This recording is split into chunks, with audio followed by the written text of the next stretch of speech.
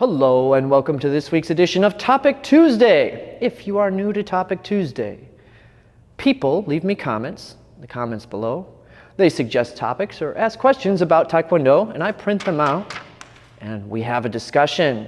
And you know what? This is a great thing to listen to while you're getting stuff done. Last week, someone worked on their forms while they listened to Topic Tuesday. Someone else listened while they were attending class in a public school.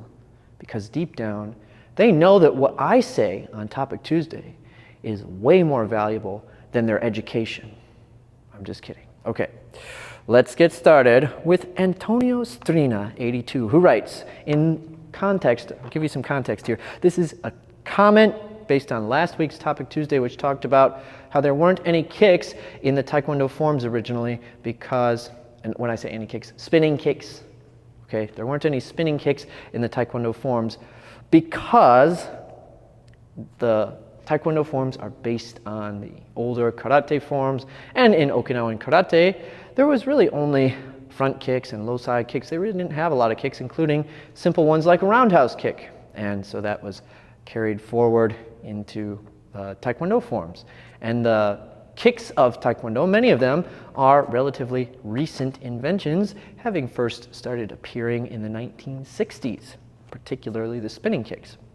But Antonio disagrees a little bit and says kicks have been used since humanity was born, which I don't disagree with, but in terms of, what kicks, that's where we would have to have a discussion. And he says, despite the common thought, kicks are very useful in a fight.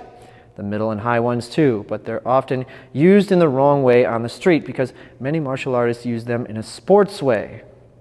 I can say the same for spinning kicks or punches also. In Savate, many spinning techniques are used for after other techniques, just like a combo. Kicks have many advantages compared with punches, but there's a demonization from the side of the self-defense circles. Yeah, I do think there are plenty of instances where you could apply kicks on the street. You can look at videos of people kicking each other very successfully in street fights, but when I talk about self-defense, I'm not talking about street fights. I'm talking about you trying to stay safe from harm, and here's why kicks are a lesser used tool. Not impossible, not useless, but just lesser used. Because if you have enough room to kick, you probably have enough room to move farther away. And when you're defending yourself, space is your friend because your goal is to stay safe from harm and get away. Now, there are instances where you might need to take somebody out, like if you're with your family and you can't just run and leave your 2-year-old behind, as much as you might want to. But outside of those circumstances, the kicks are just not going to be as commonplace because you're trying to get space. All right, the other reason is, if you're in a range where you need to use violence in order to get space and stay safe from harm, you're probably so close that the kicks don't really have a place. And that's what the forms of Okinawan karate were designed to deal with, is those really up-close ranges where you're like in touching range with your hands. It's a lot of clinch fighting, throws, and joint locks. And that range, if somebody decides to enact force on you in that range, you don't have the option of getting away, especially if they grab you first, right? You have to kind of deal with that before you can create space. So that's the thinking there. Are they completely useless in a street fight or self-defense situation? No, there are instances where they can be useful, and obviously they have advantages over punches, just as punches have advantages over kicks. But we tend to think of things in a dueling context because that's where we watch fighting. Like we watch street fights, two people kind of having a bro-off, or we watch MMA matches or kickboxing matches. And in those situations, two people are agreeing to fight each other, and it's a duel. And in the context of a duel, kicks are incredibly valuable because you're employing footwork, you're moving in and out, and you're actively engaging with the other person. So yeah, kicks are going to be valuable inside of that sport dueling context. And that's why they showed up in Taekwondo and karate, because as those things began to involve themselves more and more with the sporting community, those techniques proved their worth. By the way, they really started to come about in the 1960s. That's where you see most of the spinning kicks start to appear in karate and taekwondo. More on that later. My long creative video I'm working on right now, which is going to take a little while because it's in depth, but it's going to be on the history of kicking, and I'm sourcing some academic journals on it to give you guys some credible documents you can check out if you want to dig into it more. But it takes me a while to do that. All right, from Aaron Tart. Could you suggest any drills to help me stop telegraphing spinning kicks during sparring? I am looking at possibly doing an AAU competition, and this would be helpful. Thank you. All right, well, first of all, Aaron, you don't need any spinning kicks to win competitive sparring. They are the cherry on top of the whipped cream. If you can do them, great. I mean, they might come in handy, but your fundamentals are much more important. Make sure to key into that as much as possible before worrying about landing your spinning kicks. That being said, let's address the topic. Let's start out with telegraphing. So the first thing is just to make sure, as you're hitting targets or hitting a heavy bag, things like that, that you're not preemptively setting up your kicks. People do this kind of stuff all the time. Say I'm going to throw a rear leg or front leg roundhouse kick. If I step a little bit first, like in the instance of a front leg roundhouse kick, if I step and wind up my hip and then throw my front leg to help me swing it up, it's going to take extra time, and the step acts as a telegraphing mechanism so my opponent can see the technique coming their way. So you want to get rid of any excessive movement. It doesn't mean that in sparring you're never going to step. It's just you're building the body discipline to be able to throw the movement with no extra stuff in there. And most people can't do that. They have to hone those things. So you may need a coach to watch you, but throw the kicks and have them watch to see if you're setting them up in any way that's an obvious telegraph. All right, so get them down really clearly on targets.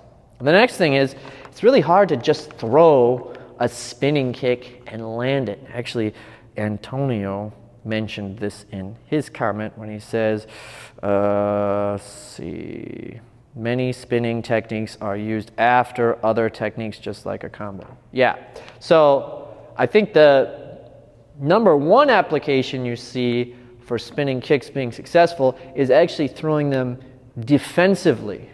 Jump spinning hook kick comes to mind as someone encroaches on your space. Say with a roundhouse kick, you leap up and throw the jump spinning hook kick, and they run into it because they're so focused on their attack. So this can be really good with competitors who are highly aggressive. Get them to run into your jump spinning hook kick, your jump back kick. And then the other way that you would typically land it is by throwing a flurry of techniques where they're concerned with dealing with the first set of movements, and then the spinning kick is the final movement of the sequence, and they've already been opened up with the first set of movements. Hope that helps, Aaron.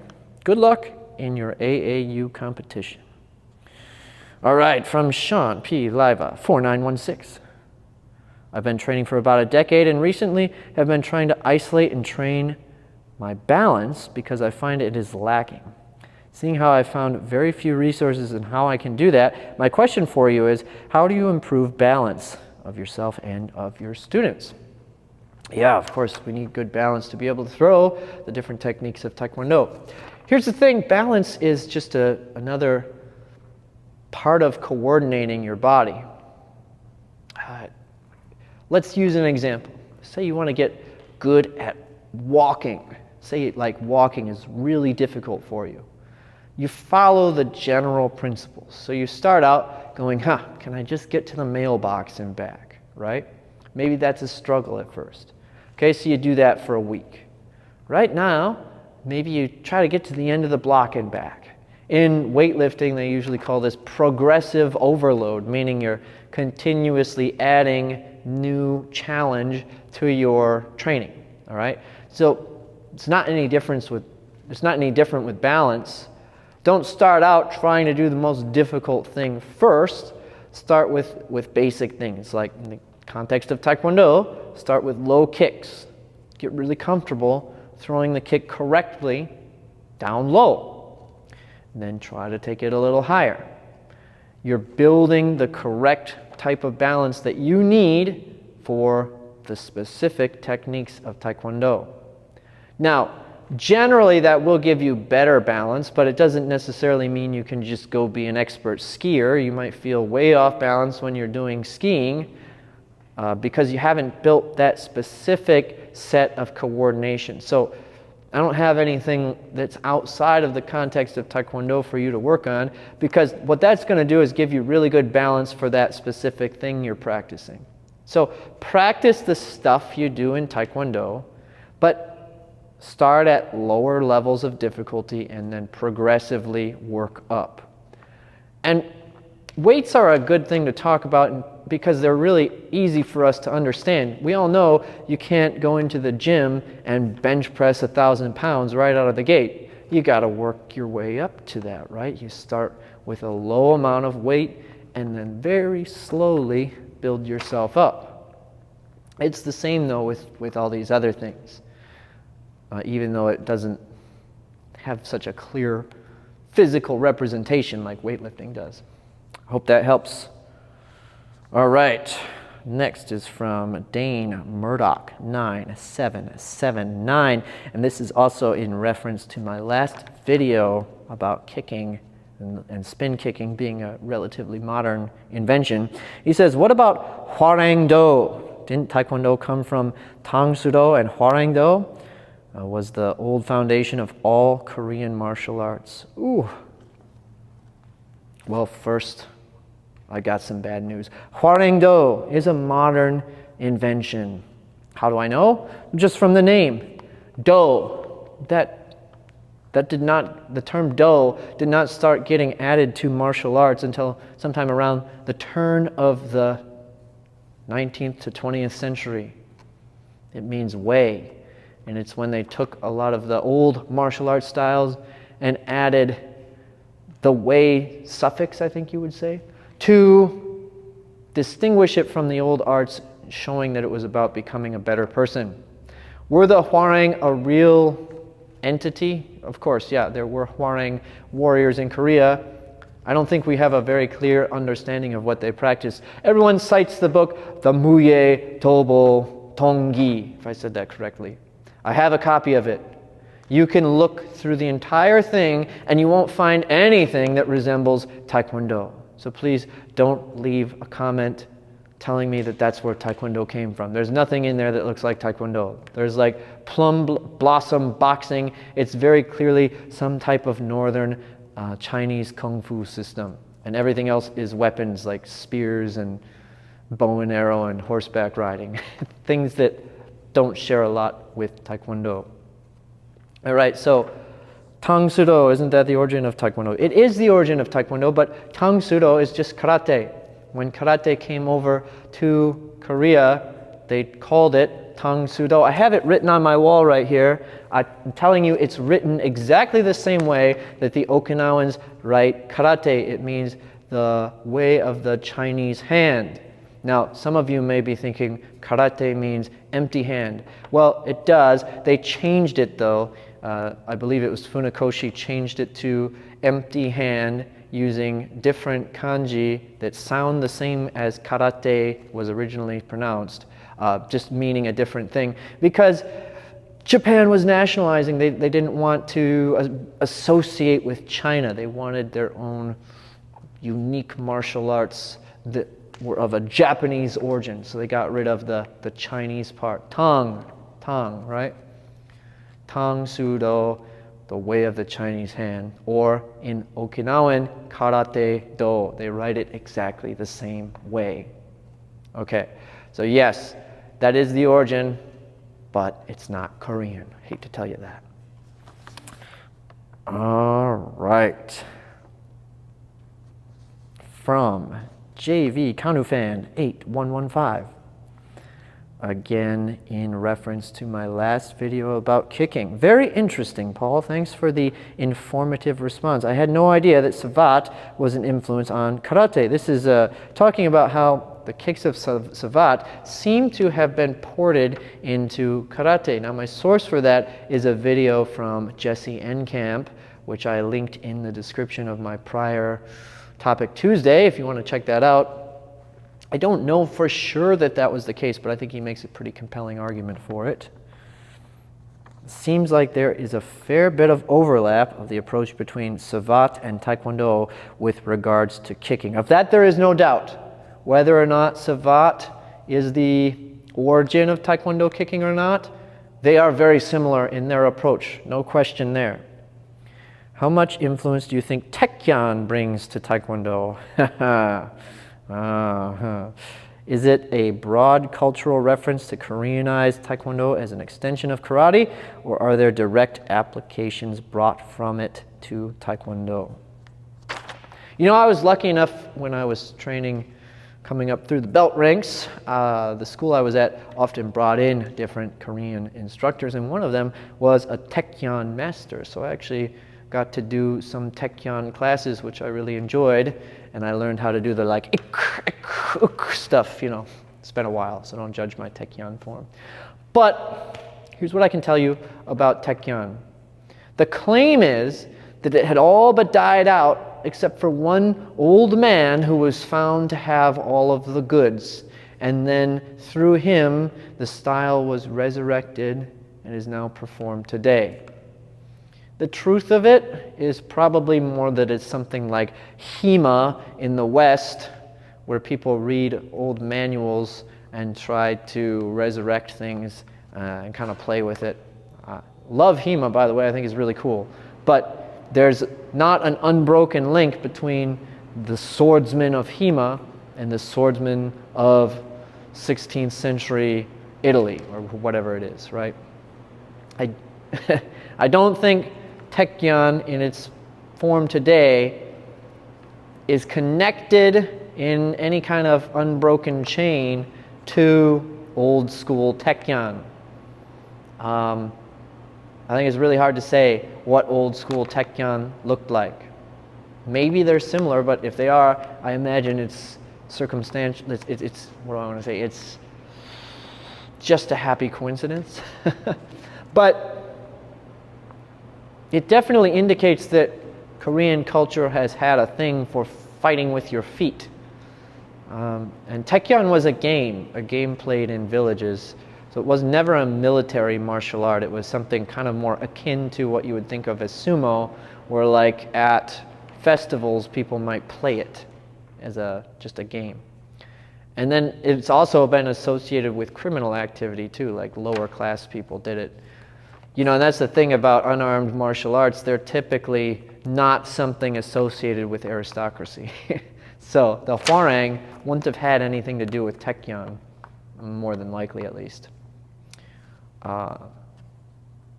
Unfortunately, I think it's just a romantic notion that kyon has much of anything to do with Taekwondo. Although it's interesting to note that the inside-out kick or twist kick, whatever you want to call it, popped up in Hwang Hee's Tangsudo system. He claims to have trained with a kyon master when he was a child, and no other karate systems had that kick at the time. So, yeah, maybe. But chances are low that kyon has much to do with Taekwondo. All right. He's also pointing something out about Ramsey Dewey. Says Ramsey's videos are interesting, but he has a very strong sports emphasis. He seems to want to strip things back to pure sports relevance at the expense of other things that people may benefit from through martial arts practice. I'd be surprised if Ramsey used Pumse, he was a Taekwondo practitioner, for meditation through movement, for example. Maybe that's part of the beauty of martial arts. There is something there for almost everyone. Thanks again. Yeah, you know, it's interesting. There's a lot of videos you can watch of Ramsey. Oh, the eclipse is happening right now because I'm recording on Monday. Oh, I gotta go check that out. All right. I'm back. Gotta say, I did not expect to see people sacrificing cows when I walked outside, but here we are. Anyway, I forgot my paper. Here we go. I had my paper. So yeah, we were talking about Ramsey Dewey. You know, it's interesting, you listen to a lot of his videos where he's talking about traditional martial arts, and he has a lot of good things to say, and he always says, you know, it's better to get off the couch and do something you enjoy, at least that used to be his thing, than to do nothing at all. So I always respected him for that. The thing is, I think a lot of people involved with traditional martial arts overinflate its combat effectiveness. Certainly in the old days, this was a thing. They overemphasize how deadly they are and what kind of training you need to do to achieve this level of deadliness. And I think he puts up with a lot of junk in his comments, because I know I do. And so he's probably gotten a little bit jaded toward traditional martial artists, because there's probably 1 million people coming into his comments section telling him how it really is on the street, and how Tai Chi Chuan is what you need on the street if you want to survive or whatever, right? So he's probably gotten kind of jaded. Feels like he needs to hammer the culture into a more rational place.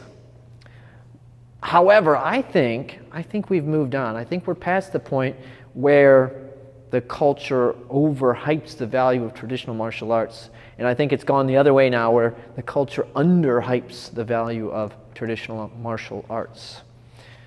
Yeah, exactly what Kanufen is saying here.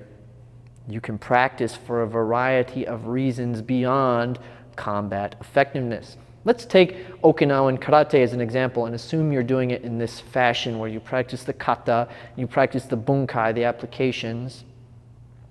All right, some people just like practicing kata. I like doing it. It makes me feel part of something much bigger than myself. If you practice the kata and their applications, I'm telling you, that's better than nothing in terms of being able to protect yourself if you're attacked. I mean, if anything, it's just giving you some physical fitness to apply to the situation that you wouldn't have otherwise had. Now, is it as effective as training in Muay Thai, BJJ, boxing, wrestling, putting it all together and training like a professional fighter? No, of course not. Like, that's a much more systemized approach to fighting that takes advantage of all the things we've learned throughout history and been able to apply to unarmed fighting that I don't think they had available when Okinawan karate was first developing. So yeah, if fighting is your only goal, then his approach is certainly better. But personally, I'm a nerd. I wouldn't enjoy that. I need that cultural thing to attach to, and that historical aspect to dig into, even if it's relatively recent history. All the mysterious layers to unravel. That's what makes traditional martial arts so intriguing to me. And I don't overhype its value. I understand its place in the hierarchy of fighting arts. You know, I think a good comparison is equating it to a classic car. Now, a classic car will still drive you places. It's better than having nothing at all. But if you want to get places reliably and faster and in more comfort, a modern car is probably better. But if you like the aesthetics of a classic car, the history of a classic car, well, a modern car just can't do it for you, right? That's kind of what it is to me with classical martial arts or traditional martial arts. I like the trappings of it. Okay, from Alavino 4. Hi, lately I've been interested in watching martial arts movies, especially by stars like Donnie Chen and Jackie Chan, and some highlight clips from Bruce Lee. Just wondering who your favorite martial art movie star is and favorite martial arts movie. Growing up, I loved martial arts movies. Then YouTube came along, and suddenly you could watch real people doing real martial arts all the time. And then martial arts movies became a lot less attractive to me, especially the more and more you got a sense of what real fighting looked like. You'd look at the movies and you go, oh, it doesn't look real at all. It looks totally contrived. Now, Jackie Chan stuff. That's a lot of fun. I do like Jackie Chan. Donnie Chen, very talented. I'm not as much a fan, just a little too serious typically for what I tend to prefer. But whatever inspires you, I'm not knocking these people. They're really talented, and if they're inspiring you to train, fantastic. Whew, my favorite. I still like Bloodsport a lot. There's something about the campy 80ness of it. 80s-ness, whatever you want to call it. Love that movie for some reason. The music, the aesthetic of it. It's just a fun movie. Favorite martial arts star, though? Oh, you gotta love The Last Dragon, too.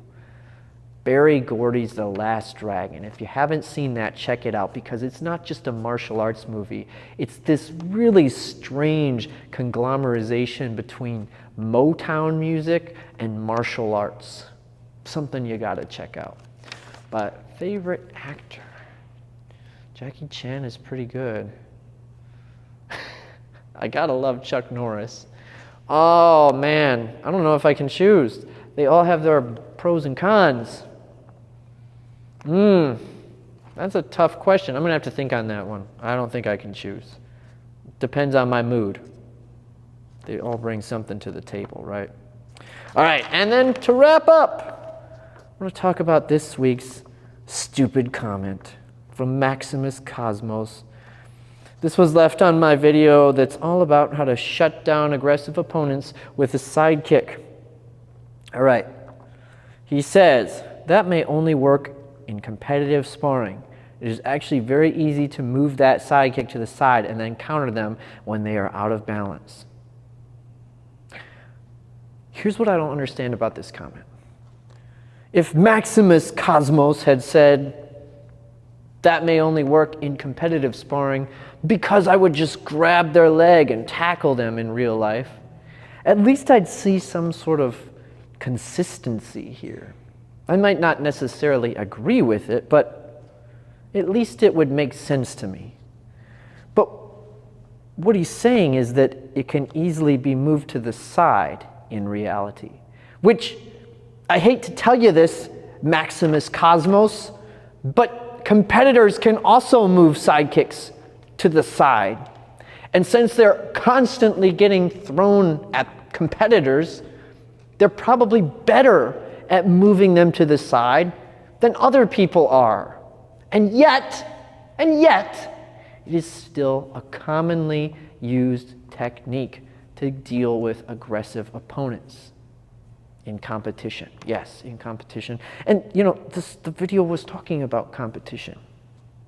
But if you can shut down an aggressive person with a sidekick in competition, and that person has as an option the ability to move it to the side, does it not posit that you could do that to other people who are not proficient in competitive Taekwondo? I think so. So, Maximus Cosmos, you make no sense. You make no sense whatsoever.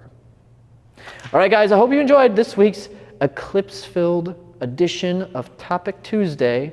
The sun is just starting to normalize. If you haven't left me a comment before, drop one down below. Topic Tuesday dies if I don't get any comments for suggestions for the next week. And until next time, enjoy your training.